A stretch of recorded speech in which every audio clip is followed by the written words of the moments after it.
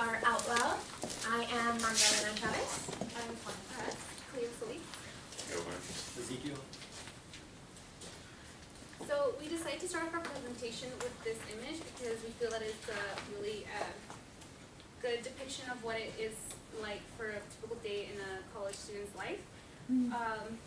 As students ourselves, we know exactly what heavy workload is associated with being a student. We know that one of the biggest things that we struggle with is time management and just time overall.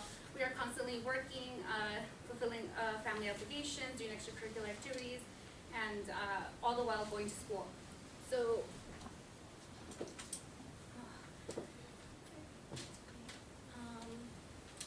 there's not enough time during the day to get everything that we need to get done.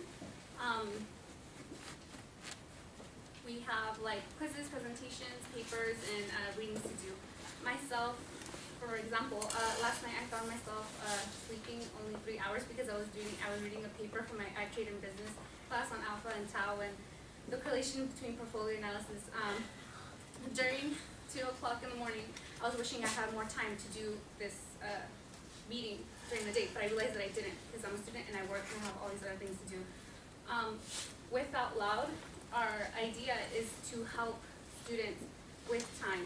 So with we're trying to find a solution, and we're trying to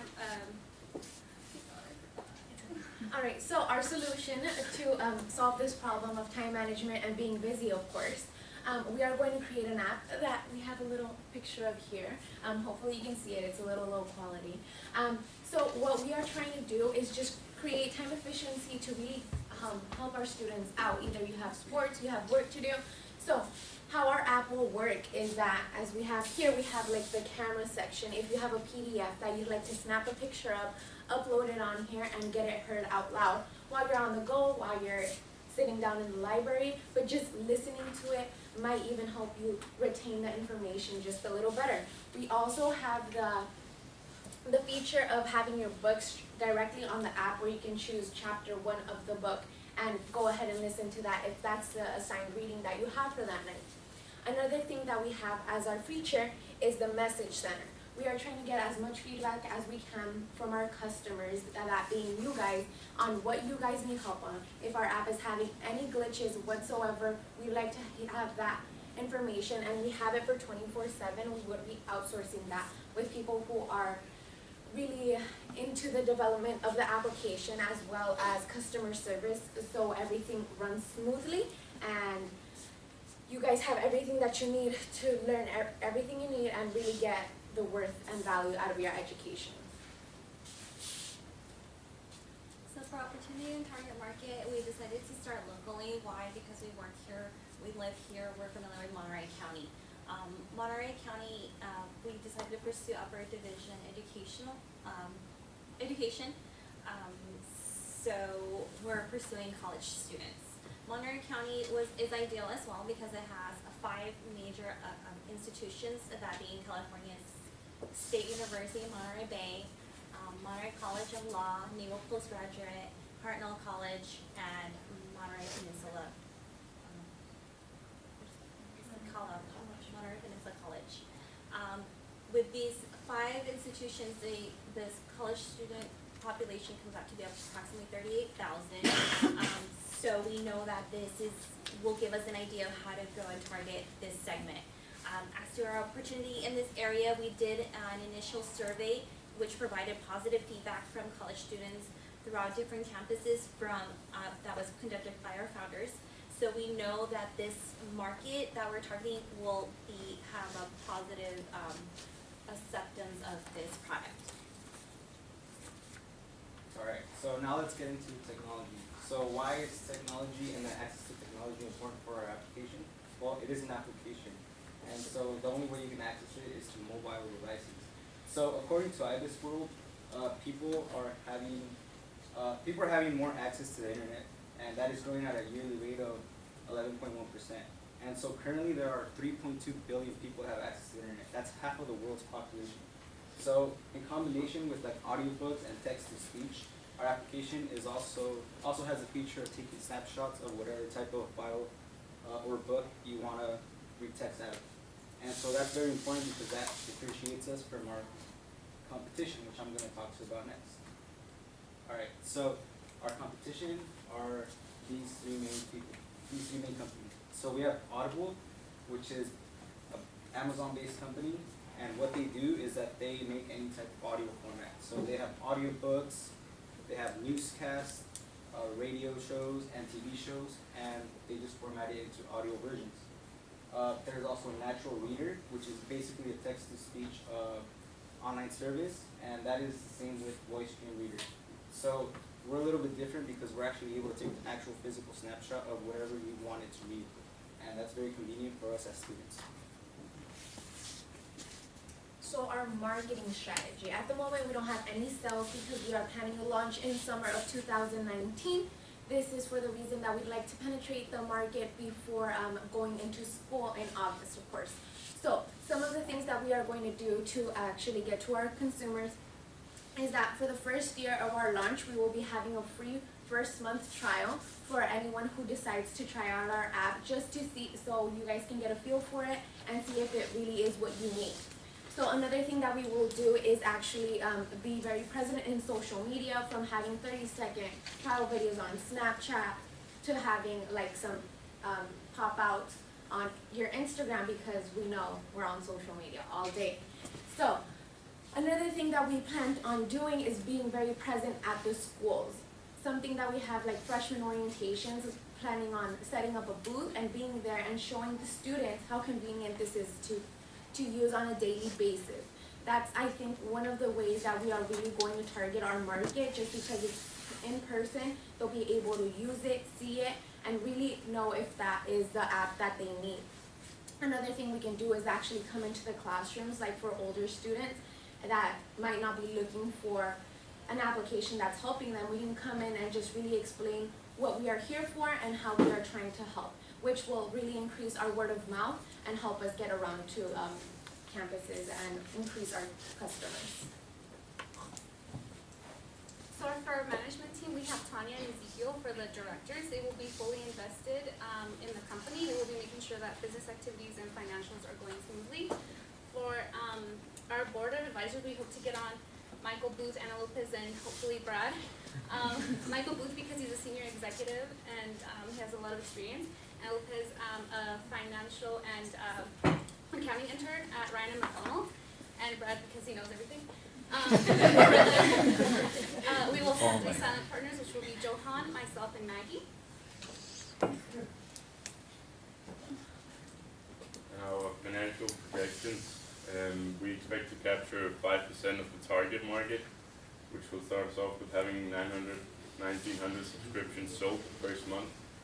From there, we expect a monthly growth of 3% a year. In year 2, we expect a monthly growth of 4% and a monthly growth of 1.5% in year 3, which leaves us to selling 59,000 units. Our cost of goods sold are fairly low. It's only $1 per unit sold, and leaves us a profit margin of 90%. Operating expenses are almost fixed, regardless of how much we sell, and are around $300,000 each year.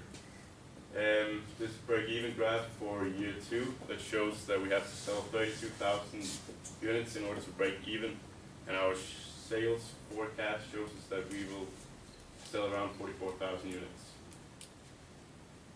So for financial thought, we believed we wanted to keep our equity for the founders, so we decided to get a small business loan of approximately $200,000. With this amount of a loan, we would be able to cover the startup cost of $65,000 and the expected loss of the first year, which comes out to approximately $117,000. We kind of like looked around a little bit and found that maybe a 7% rate for this loan would cost us approximately $14,000. We would be putting in as collateral one of our founders' house, so that we would be able to obtain this loan. So next time you plan on investing, think of the future of education, think out loud.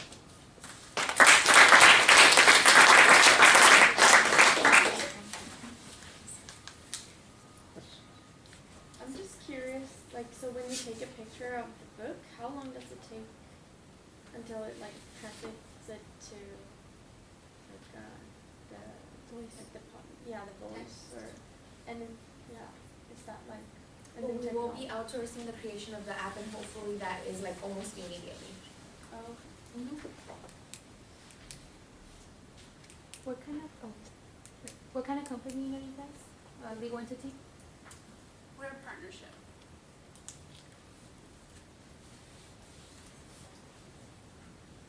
I have a question about your competitors. So your natural reader and your voice stream.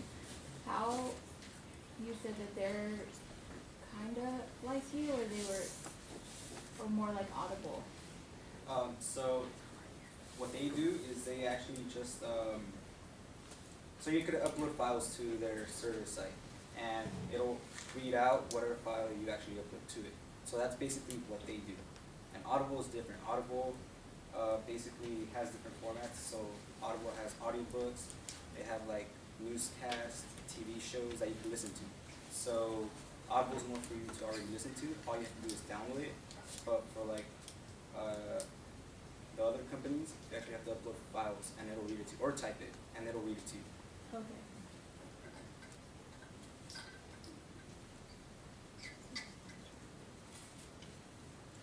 Other questions? Yep. How much did you say the subscription itself is $10. every month? Yeah.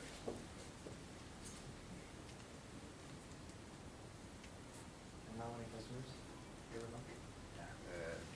In the first year we have 28,000 customers. We're not customers, we sell 28,000 subscriptions. Let's assume that everyone subscribes for a year, that's about 2,400 customers. Have you accounted for like the loss of customers? So if I decide to just cancel within 1 or 2 months? We did it planning on growth.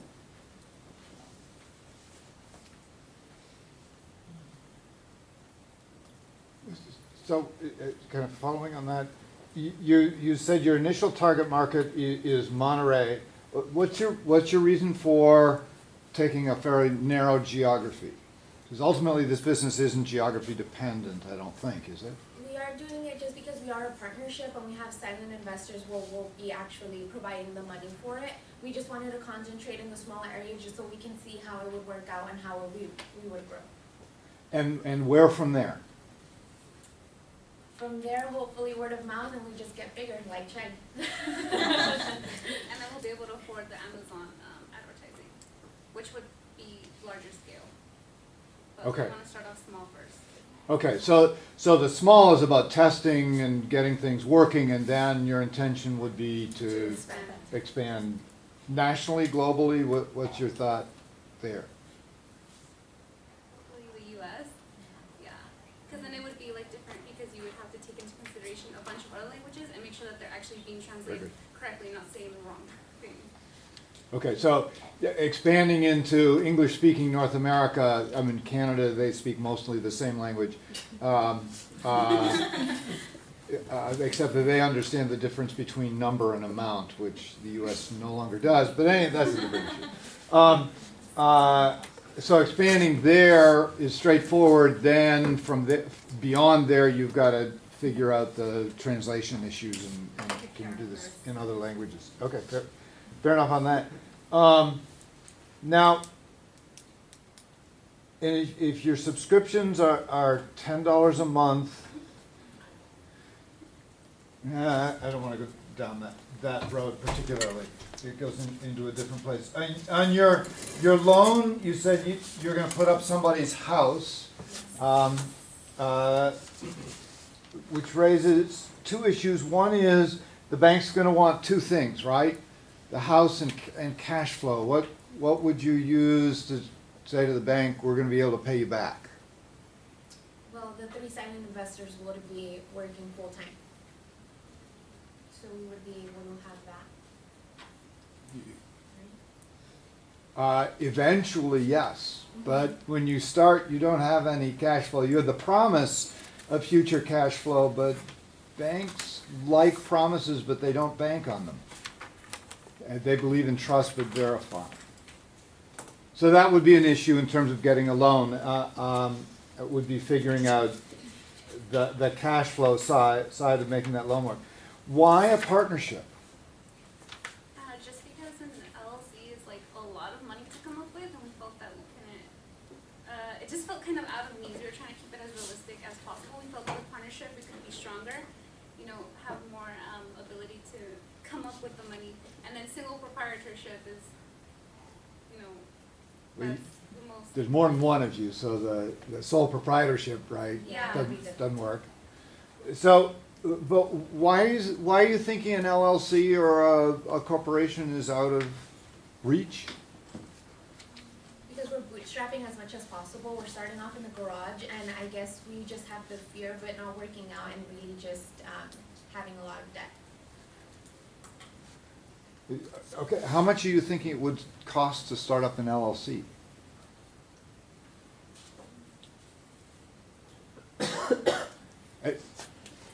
In the scheme of things, it's a fairly trivial amount. If you go full amount on paying a decent lawyer, it shouldn't cost more than $1,500 in lawyer fees, and the filing fees are very low, if there are any upfront. I don't think there are any upfront filing. Yeah, maybe there's like $35 for copying fee or something.